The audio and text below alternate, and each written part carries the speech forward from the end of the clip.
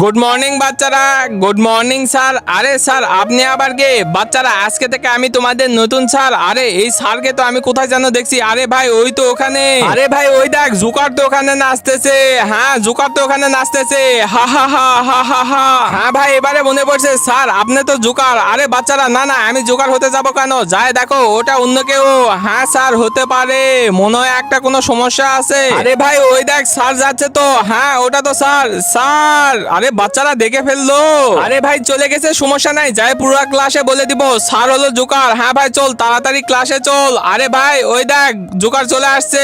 হা হা হা হা হা হা। আরে জোকার, ওই জোকার। হ্যাঁ আমি জোকার। স্যার এখন বলেন আপনি জোকার কেন সাজেন? আসলে বাচ্চারা বন্ধুরা তারপর কি হয় সেটি দেখলে আপনি বলবেন। সেটি দেখার আগে এই ছবিটির মধ্যে আপনি কোনটাকে বেছে নেবেন? সামান্য কিছু টাকা নাকি মা? আমার মতো যারা মাকে বেছে নেবেন তারা এই ভিডিওটিতে লাইক করে চ্যানেলটি সাবস্ক্রাইব করে দিন, আর পারলে কমেন্টে আই লাভ মা লিখে যান। ডাক্তার বলছিল যে আমার মেয়ে কোনোদিন হাসতে পারবে না। হা হা হা ওই তো জোকার। সেই দিন আমার মেয়ে জোকার দেখে হাসছিল, তাই আমার মেয়েকে হাসানোর জন্য আমি প্রতিদিন জোকার সাজি। কি